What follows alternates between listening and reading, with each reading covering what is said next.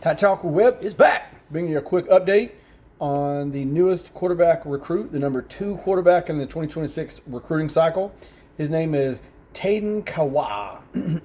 He's the number 6 quarterback in the Utah, number 26th quarterback overall in the country, and the number 351 overall athlete. Due to the fact this is the second QB in this room, because we don't know how next year is going to shake out. Obviously, Keelan Russell is not going to be the starter, and Ty Simpson is going to probably be the starter. So if he has a great year, he's off the pros. So we need a few more quarterbacks. If he has a mediocre year, then he will most likely come back. And it's a weird thing, a lot of people say, why you got 2 quarterback recruits when you got 3 quarterbacks at Bama? Well, you got to remember, you've got 2 portal cycles right now. So 1 quarterback could be in that, 2 quarterbacks could be in that. You don't know. And not only that, you can't even be upset if 1 or 2 of them leave, because some of them will do that because they want to play, they want the NIL contracts, revenue share, all that stuff. Because of that, you got to think that they've decided, well, I'll go. And you could also get an equally as good quarterback coming in the portal in one of the 2 cycles. So that, today's market, you're not going to have, quarterback rooms like you had in the mid-2010s, 2011s, 12s, where you had Mac Jones as a 3rd stringer.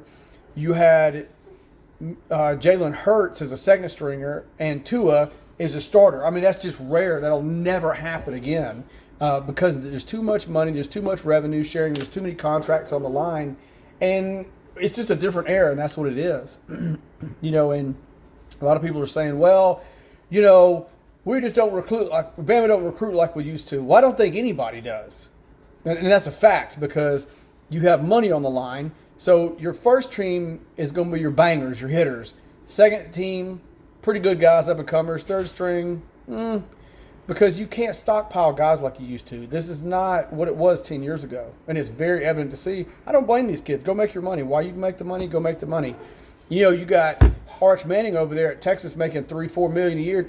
Hadn't thrown a pass in more than a game or 2. I mean, hasn't done anything of significance, but he's making more money than a lot of pro quarterbacks are making. Starters. Well, not starters. Let me take that back. A lot of quarterbacks in the NFL, he's still making more money than them. He's still making more money than Brock Purdy, and Brock Purdy's been to a Super Bowl. So, said that to say this, you definitely need some quarterbacks, and we don't know how next year going to shake out. The greatest scenario, Simpson does amazing, floats off into the pros, Keelan Russell takes over, so on and so forth. Don't know if that's going to happen. And a lot of things come up, too. You don't know how injuries are going to be with all these guys and all this stuff. So, but for this kid, it came down to Bama and BYU. If it comes down to Bama and BYU, where are they going to go? Probably Bama. That's kind of a fact. He's a shifty guy. He can run when the pocket breaks down. He can throw pretty well.